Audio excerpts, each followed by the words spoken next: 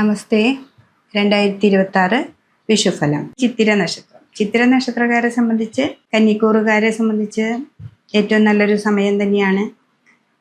ഈ ഒരു വർഷം, കഴിഞ്ഞൊരു വർഷമായിട്ട് അവർക്ക് സാമ്പത്തികമായിട്ട് ബ്ലോക്കുകളും പിന്നെ അതേപോലെ ഒരു കാര്യത്തിനും നമുക്ക് എല്ലാ കാര്യത്തിനും ഒരു മന്നിപ്പ് വരിക, അല്ല ഭാര്യ ഭർത്താക്കന്മാർ തമ്മിലുണ്ടാവുന്ന മാനസികമായ സംഘർഷങ്ങൾ ഉണ്ടാവുക, അവർക്കൊരു ഐക്യമില്ലായ്ക വരിക, അതിൽ നിന്നൊക്കെ ഒരു മാറ്റം ഉണ്ടാകാനായിട്ട് സാധിക്കും.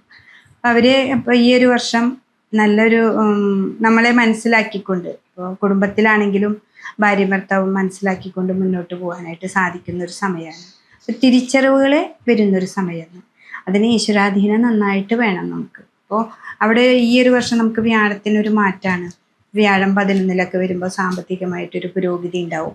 നിങ്ങൾ ഒരുമിച്ച് നിന്നാൽ, അതായത് ഇപ്പോൾ കുടുംബത്തിൽ ഇപ്പോൾ 7-ൽ ശനി വരുമ്പോൾ ഭാര്യയും ഭർത്താവും തമ്മിലൊരു ഐക്യം ഉണ്ടാവില്ല. അപ്പോൾ അവർ ഒരുമിച്ച് നിൽക്കാൻ തുടങ്ങും. അപ്പം നിങ്ങൾക്കൊരു സാമ്പത്തികമായ ഒരു പുരോഗതി ഉണ്ടാവും. പിന്നെ അതേപോലെ നിങ്ങൾക്കൊരു കുടുംബം, അതായത് മക്കളും കുട്ടികളൊക്കെ ഒരു സന്തോഷത്തിൽ ജീവിക്കാനുള്ള ഒരു അന്തരീക്ഷം ഈ ഒരു വർഷം ഉണ്ടാകുന്നുണ്ട്. അപ്പം അത് മനസ്സിലാക്കിക്കൊണ്ട് തന്നെ നമുക്ക് മുന്നോട്ട് പോവുകയാണെങ്കിൽ ചിത്തിര നക്ഷത്രക്കാർക്ക് ഏറ്റവും നല്ല ഒരു സമയം തന്നെയാണ് ഈ ഒരു വർഷം ഉണ്ടാകുന്നത്.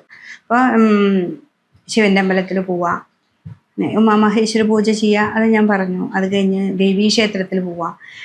വാക്കുകൾ, നമ്മുടെ വാക്കുകൾ വളരെ നന്നായിട്ടിരിക്കാൻ ദേവീക്ഷേത്രത്തിൽ പോവുക. ഒരു 7 ദിവസം അടുപ്പിച്ച് ചുവന്ന പൂക്കൾ കൊണ്ടൊക്കെ അർച്ചന ചെയ്യുക. അതൊക്കെ ചെയ്യുമ്പോൾ തന്നെ നമുക്ക് നമ്മളെ മനസ്സിലാക്കാനായിട്ട് സാധിക്കും. അങ്ങനെയാണ് നമ്മുടെ വാക്കുകളും നല്ല രീതിയിലേക്ക് കൊണ്ടുപോകാനായിട്ട് സാധിക്കും. അപ്പോൾ ചിത്തിര നക്ഷത്രക്കാർക്ക് ഏറ്റവും നല്ലൊരു സമയമാണ്.